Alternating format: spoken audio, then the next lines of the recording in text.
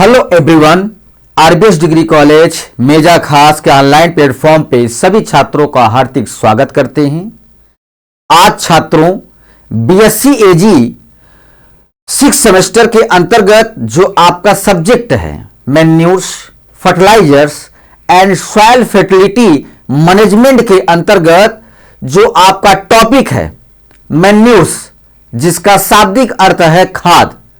आज हम खाद के विषय में आपको अध्ययन कराएंगे, क्योंकि काफी दिनों के बाद ऑनलाइन क्लासेज में हम उपस्थित हुए हैं, जो कि आपको कई ऐसे जो है सब्जेक्टों के विषय में आप लोग को अध्ययन कराना है, जो लगातार आप लोग को अब हम लोग उपलब्ध कराएंगे। जो हमारे स्टाफगण हैं वो भी आपको जो आपके बीएससी एजी 6 सेमेस्टर में सब्जेक्ट, जितनी भी सारे सब्जेक्ट हैं, सभी सब्जेक्टों को अच्छे तरीके से आप लोग को वीडियो उपलब्ध कराकर आप लोग को अध्ययन कराया जाएगा। ठीक है, आज हम आपको मैन्यूर्स मतलब खाद के विषय में आप लोग को अध्ययन कराने चल रहे हैं। आइए स्क्रीन पर चलते हैं।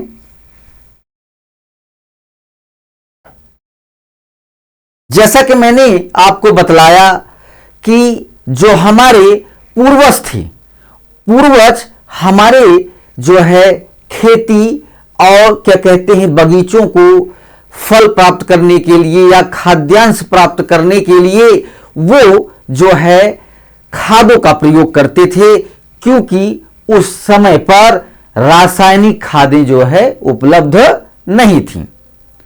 तो वहां पे जो हमारे खादें थी वह किस तरीके हमारे पौधों को उपयुक्त जो है उपलब्धता के तौर पे प्राप्त होता था, या कुछ प्रकृति के द्वारा, कुछ जो है मनुष्य या किसान अपने जो है तरीकों के द्वारा, पशुओं के जो है मलमूत्र के द्वारा, गौमूत्र के द्वारा तैयार करके खाद को वो अपने फसल में प्रयोग करके अनाज का पैदावार करते थे, जिससे वह अपने जीवन को एक तरीके से व्यतीत करना या जीवन यापन करते थे। अपने परिवार को खाने की व्यवस्था, उनका पालन पोषण वह इन्हीं फसलों के द्वारा, खेती के द्वारा अपने परिवार का लालन पालन करते थे छात्रों। ठीक है, तो खाद फर्टिलाइजर्स जिसे कहा जाता है या मैन्यूर्स कहा जाता है, और जो कि यह हमारे पौधों में क्या अपनी भूमिका क्या कहते हैं अदा करता है। पौधों की वृद्धि और मिट्टी की उर्वरता बढ़ाने के लिए आवश्यक तत्व होते हैं, जो हमारे खादों के माध्यम से पौधों को प्राप्त होता है। जो कि कुछ तत्व हमें प्रकृति के द्वारा मिल जाते हैं और कुछ तत्व हमें कृत्रिम द्वारा मतलब रासायनिक खादों के रूप में भी जो है हमारे पौधों को उपलब्ध कराई जाती है। मगर यहां पर खाद के विषय में, मैन्यूर्स के विषय में बातें हो रही हैं, तो यहां पर नेचर मतलब प्रकृति से रिलेटेड जो खादें हम बनाते हैं या प्राप्त करते हैं, उसके द्वारा हम फसल का जो उत्पादन करते हैं, उसके विषय में यहां पे परिचर्चा की जा रही है छात्रों। ठीक है, तो इसे मुख्य रूप से 2 श्रेणियों में बांटा गया है या विभाजित किया गया है। जो पहला आपका है जैविक, जिसे हम ऑर्गेनिक कहते हैं, और दूसरा जो है रासायनिक, जिसे हम केमिकल कहते हैं, जो कि कई जो है रॉ मटेरियलों के द्वारा, उन्हें सम्मिलन के द्वारा इस प्रकार की खादों की तैयारी की जाती है छात्रों।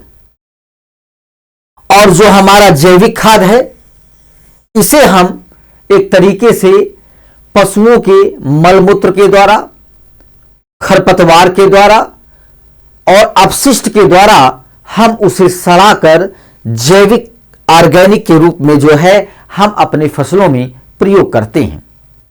ठीक है, फिर उसके बाद आपका जैविक खाद ऑर्गेनिक फर्टिलाइजर है।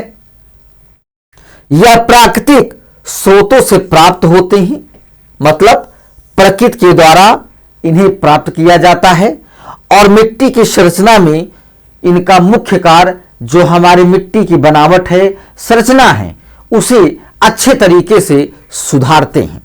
ठीक है, जिससे हमारी मिट्टी की उर्वरता बनी रहे और हमारे जो मिट्टी के अंदर मुख्य पोषक तत्व हैं, सूक्ष्म पोषक तत्व हैं, उनकी कमी ना होने पाए। फिर इसी में जैविक खाद में जो हम प्राकृतिक रूप से खादों का एक प्रबंधन करते हैं या व्यवस्था करते हैं, उसमें पहली जो खाद हमारी आती है गोबर की खाद। ठीक है, जिसे हम फार्म यार्ड मैन्यूर्स कहते हैं।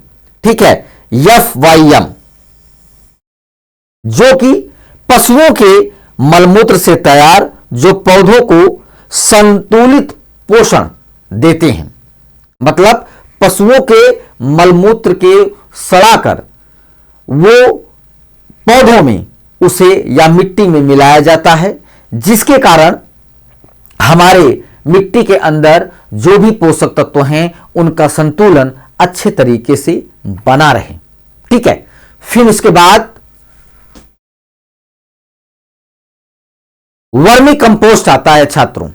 ठीक है, वर्मी कंपोस्ट एक तरीके से इसे कुछ जो है केचुओं के द्वारा निर्माण किया जाता है, जो कि हमारे क्या कहते हैं एक गड्ढे के रूप में उस जो गाय और बकरी और भेड़ों के मलमूत्र के द्वारा उसे इकट्ठा करके जो है एक गड्ढे के रूप में जब उसे सड़ाया जाता है तो वहां पर केचुआ जो है उसे एक तरीके से खाकर अवशिष्ट को बाहर करके जो है उसे खाद के रूप में परिवर्तित करता है, जो कि हमारा 3 से 6 मंथ मतलब 3 से 6 महीने तक जो है हमें समय का एक आवश्यकता होती है, तब हम उस खाद का प्रयोग अपनी फसल में करते हैं।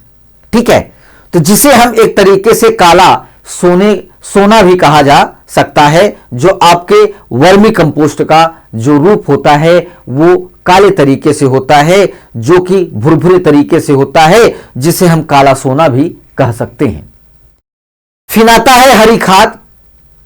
हरी खाद ढैंचा या सनई जैसे पौधों को खेत में उगाकर उन्हें मिट्टी में दबा दिया जाता है, जिससे सड़ने के उपरांत जो है आपके मिट्टी के अंदर एक तरीके से हरी खाद के रूप में वो विद्यमान हो जाता है और हमारे पौधों में किसी भी तत्वों की कमी नहीं होने देते हैं और पौधा पूर्ण रूप से जब संतुलित पोषक तत्वों को प्राप्त करता है तो वहां पर होता क्या है कि पौधा पूर्ण रूप से विकसित या विकास करता है और उसका जो फलन फूलन है वो सही टाइमिंग पे होता है और उसका उत्पादन बहुत अच्छे तरीके से होता है।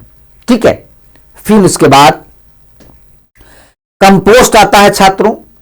कंपोस्ट खाद तब तैयार की जाती है जब आपके जो है घर के अवशिष्ट पदार्थ कूड़े कचड़े को एक गड्ढे में इकट्ठा कर उसमें नमी की मात्रा को बढ़ाकर और उसमें गोबर के कुछ अपशिष्टों को छिड़क कर उसे सड़ाया जाता है। सड़ाने के उपरांत जो खाद हमें प्राप्त होता है उसे हम अपने फसलों में प्रयोग करते हैं, जिससे हमारी फसल के उत्पादन और पैदावार में कोई कमी नहीं होती है और हमारे मिट्टी की जो उर्वरता है वो अच्छे तरीके से जो है बनी रहती है, संतुलित मात्रा में रहती है, जिससे आगामी फसल के लिए हमें कोई जो है परेशानी उठानी नहीं पड़ती है।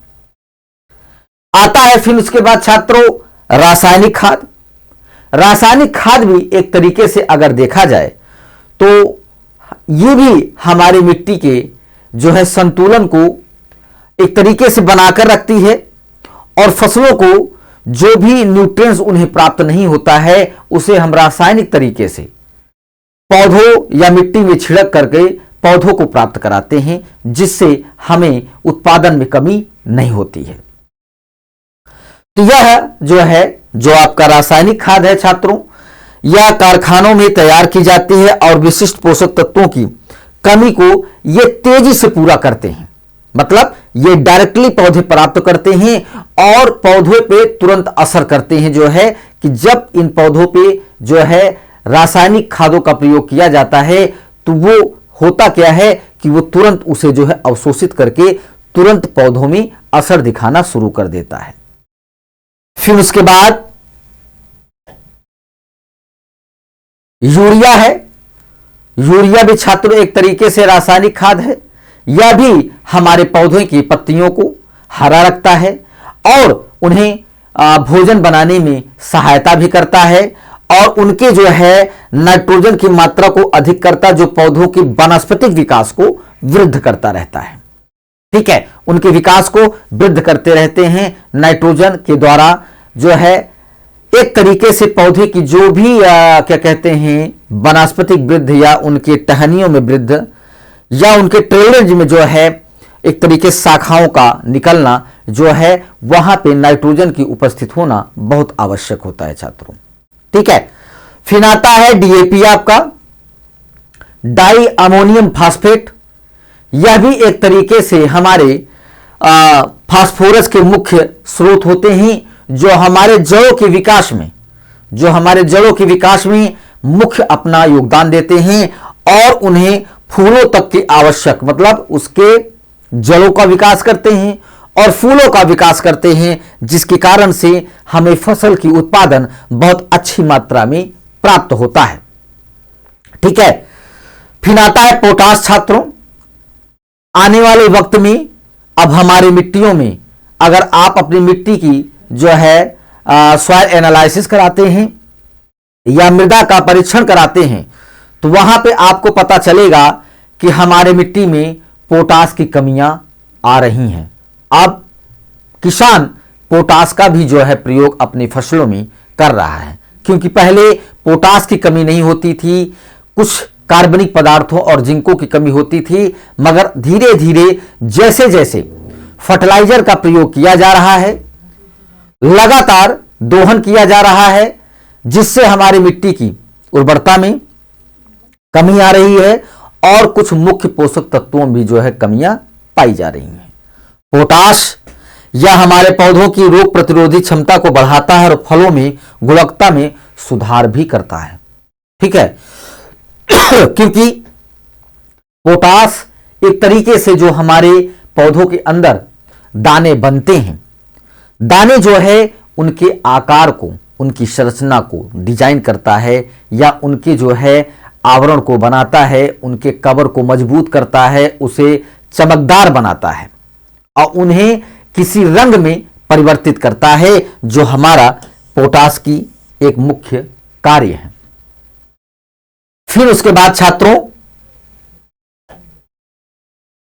खाद डालते समय ध्यान रखने योग्य जो बातें होती हैं उसे अब हम आपको बतला रहे हैं कि जैसा विशेषता है कि हमारे खाद कितने टाइमिंग पे काम कर रहा है और हमारा रासायनिक खाद कितने टाइमिंग पे काम कर रहा है, उसे एक सारणी के माध्यम से हमने आपको दर्शाया है।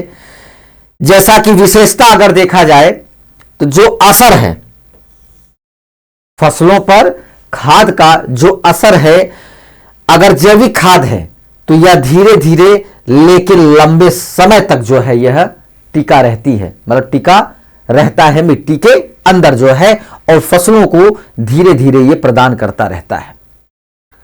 मगर रासायनिक खादों में तुरंत, लेकिन यह तुरंत जो है काम समय के लिए किया करता है, मतलब तुरंत अगर आप इसे फसल में प्रयोग करते हैं तो लेकिन कम समय के लिए जो है ये एक तरीके से आपने फसल में रासायनिक खादों को डाला और पौधे उसे प्रदर्शित हुए, पौधों के अंदर जो तत्व कमी पाई जा रही थी वो तत्व अवशोषित करके उसके बाद उस खाद का कोई भी कार्य नहीं होता है, क्योंकि वह धीरे धीरे पानी के द्वारा या किसी और माध्यम के द्वारा वो लीच करके जो है या तो जमीन के अंदर या तो हमारे वायुमंडल में विसरण कर जाती है। और ये हमारे कम समय के लिए होता है छात्रों। फिर उसके बाद मिट्टी पर प्रभाव, किस तरीके खाद प्रभाव करता है और किस तरीके उर्वरक प्रभाव करता है।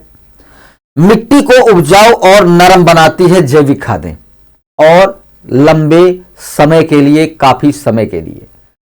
मगर जो हमारा रासायनिक खाद है अधिक प्रयोग से मिट्टी की कठोर हो सकती है, जिसके कारण से उसमें जो है पानी का अवशोषण, नमी की मात्रा कम हो जाएगी और मिट्टी हमारे सख्त होने के कारण जो है हमारे उत्पादन में कमियां आएंगी और पौधों के बीजों के अंकुरण में जो है काफी कठिनाइयां आएंगी छात्रों।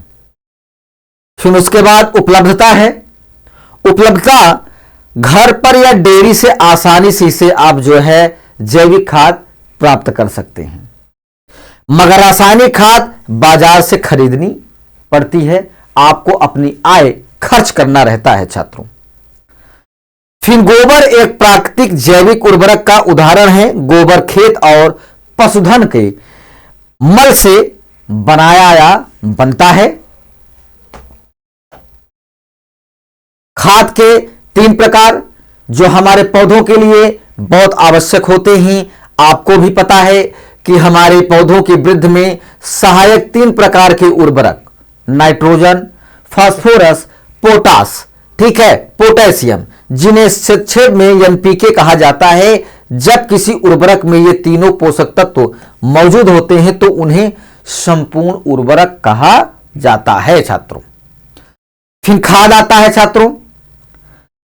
पशुओं और पालतू जानवरों द्वारा उत्पन्न मल को खाद कहते हैं। मुर्गियां, टर्की, गाय, सुअर, भेड़, बकरी, घोड़े और बतख जैसे पशुओं के उदाहरण हैं। खाद केवल पाचन जैविक अपशिष्ट नहीं है। खाद केवल पाचन अपशिष्ट नहीं है, क्योंकि खाद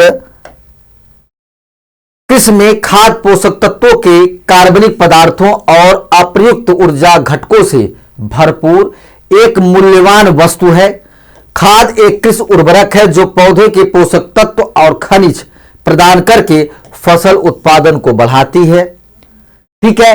रासायनिक खाद एक निरंतर प्रयोग से मिट्टी की संरचना और बनावट में काफी बदलाव आता रहता है और इस बदलाव के कारण मिट्टी नमी रहित और सख्त हो जाती है, जिससे हमारे मिट्टी की जो उर्वरता नष्ट होती चली जाती है और जब लास्ट या अंतिम समय जो है जब उस मिट्टी में कोई भी पौधा अंकुरित नहीं होता है तो वहां पे मिट्टी एक तरीके से ऊसर प्रतीत होना शुरू हो जाता है, जिससे उस मिट्टी में आप कोई भी कार्य नहीं कर सकते हैं और किसी भी फसल को आप नहीं उगा सकते हैं। फिर उसके बाद रासायनिक खाद के निरंतर प्रयोग से मिट्टी की संरचना हमेशा उसकी बनावट गिरती रहेगी और मिट्टी सख्त होती चली जाएगी। उसमें नमी कम समय के लिए रुकेगा और इतनी सख्त रहेगा कि उसमें प्रकाश और हवा का प्रवेश नहीं हो पाएगा।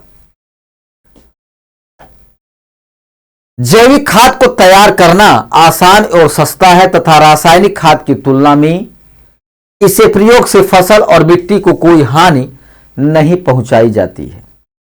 ठीक है, मतलब अगर हम रासायनिक खादों को अगर लगातार प्रयोग करते हैं तो हमारे मिट्टी की दुर्दशा या उर्वरता नष्ट हो जाएगी। जैविक खाद का अगर लगातार प्रयोग करते हैं तो हमारी मिट्टी की बनावट संरचना बनी रहेगी और उसमें हम किसी भी फसल को उगाकर अच्छी उत्पादन को प्राप्त कर सकते हैं और मिट्टी की जो गुणवत्ता है वो कभी जो है नष्ट नहीं होगी। जैविक खाद के प्रयोग से मिट्टी की आवश्यक पोषक तत्वों की पूर्ति के साथ साथ उसके भौतिक और जैविक गुणों में भी वृद्धि होता रहता है छात्रों। अगर आप लगातार जैविक खादों को, जैसे अगर एग्जाम्पल के तौर पे अगर देखा जाए कि ढैंचा और सनई को अगर आप अपने मिट्टी में उगाकर उसे कटिंग करा के अगर आप अपने मिट्टी में सड़ाते हैं तो वहां पर आपकी मिट्टी की संरचना कई वर्षों तक जो है उसकी उर्वरता बनी रहेगी। ठीक है, इसका यूटिलाइजेशन या इसका प्रयोग आज हमारे किसान बहुत अच्छे तरीके से कर रहे हैं। ठीक है, फिर केचुआ खाद आता है छात्रों। यह भी बहुत इंपॉर्टेंट खाद है छात्रों। घरों एवं प्रक्षेत्र में कूड़ा करकट निरंतर बहुत मात्रा में निकलता रहता है। कृषि प्रक्षेत्रों में जानवरों के गोबर, मूत्र इत्यादि भी प्राप्त होते हैं। इनका सही अपमार्जन का इनके पोषक तत्वों का उपयोग उत्पादन को बढ़ाने में किया जाता है। केचुआ गोबर, सड़ी गली पत्तियों, जलकुंभी जैविक पदार्थ खाता है। इनको खाने के बाद जो मलमूत्र त्याग करता है, यही वर्मी कंपोस्ट केचुए की खाद जो है उपलब्ध होती है। यह जमीन के लिए उच्च कोटि के संतुलन खाद है एवं जमीन की उर्वरता शक्ति में वृद्धि करता है। और केचुआ खाद में केचुए के अंडे भी जो है रखते हैं और नए केचुओं को उत्पन्न करते रहते हैं और वह मिट्टी में अपना लगातार क्रिया करते रहते हैं और केचुआ खाद निर्माण करते रहते हैं, जिससे हम अपनी फसलों में उसे प्रयोग करके हम अच्छी उत्पादन को प्राप्त कर सकते हैं। केचुओं का चयन या दो प्रकार से होते हैं। पहला आपका जो चयन है, जमीन में अधिक गहराई तक न जाने वाले केचुए, मतलब ये कम गहराई तक जो है सीमित होकर अपना कार्य करते हैं। जमीन गहराई तक जाने वाले कुछ केचुए होते हैं जो इंटरनल मतलब काफी गहराई तक जाके अपना कार्य करते हैं। प्रथम प्रकार के केचुए का प्रयोग खाद बनाने में किया जाता है और बाजार संस्थाओं में उपलब्ध हैं। ये बैगनी और लाल रंग के होते हैं। जो इनके केचुओं के जो कलर्स होते हैं वो बैगनी और लाल रंग के होते हैं, जो हमारे केचुए खाद के निर्माण करने में बहुत अपनी भूमिका को निभाते हैं। केचुआ खाद का प्रयोग, केचुए खाद जैविक, भौतिक और रासायनिक तरीके से लाभ पहुंचाकर मिट्टी की संरचना और बनावट में लगातार सुधार बना रहता है और वह क्रिया लगातार चलती रहती है। पौधों में जो रोग प्रतिरोधी क्षमताएं हैं वो केचुए की खाद जो है एक तरीके से उसे हमेशा बढ़ाता रहता है, वृद्धि करता रहता है और उत्पादित फसल के स्वाद और गुणवत्ता में वृद्धि होती रहती है। आपको स्वाद समझ में आएगा कि हमारे मटर में मीठा है कि नहीं है। अगर आप सब्जी खा रहे हैं, केचुए की खाद की जो है उत्पादित जो है सब्जियां हो, मटर हो, गोभी हो, मूली हो, कोई भी सब्जी चीज हो, अगर उसे खाते हैं ऑर्गेनिक, जिसे आप ऑर्गेनिक कहते हैं, जैविक खाद के रूप में जो उत्पादित किया जाता है, उसका स्वाद अलग ही होता है। छात्रों, कार्बन नाइट्रोजन का संबंध समतुल्य बना रहता है, वातावरण को दूषित और संक्रमित होने से बचाता है। प्रतिवर्ष एक ही जमीन पर केचुआ खाद को लगातार प्रयोग करके मात्र 90% की कमी की जा सकती है। ठीक है। उसके बाद राइजोबियम आता है छात्रों। यह भी आपकी मिट्टी की उर्वरता को बढ़ाता है, जो कि हमारे वायुमंडल के नाइट्रोजन को स्थिरीकरण करके हमारे पौधों को प्रदान करता है। जो इसके राइजोबियम के जो है कीड़े होते हैं या उनके क्या कहते हैं, जो हमारे दाल की फसलों की जड़ों में इन्वॉल्व होते हैं। सभी दलहन फसलों की जड़ों में छोटी गांठें होती हैं, इनमें राइजोबियम जीवाणु पाए जाते हैं, जो हवा से नाइट्रोजन लेके पौधों को खाद के रूप में उपलब्ध कराते रहते हैं। राइजोबियम कल्चर एक जैविक खाद है जिसमें वायुमंडल से नाइट्रोजन संचित करने वाला जीवाणु काफी संख्या में रहते हैं। दलहन के बीजों को उसमें इससे उपचारित करने से उत्पादन में जो है हमेशा वृद्धि होती रहती है और हमारे वायुमंडल के नाइट्रोजन को अवशोषित करके उनकी जड़ें हमारी मिट्टी में उसे विद्यमान करती रहती हैं।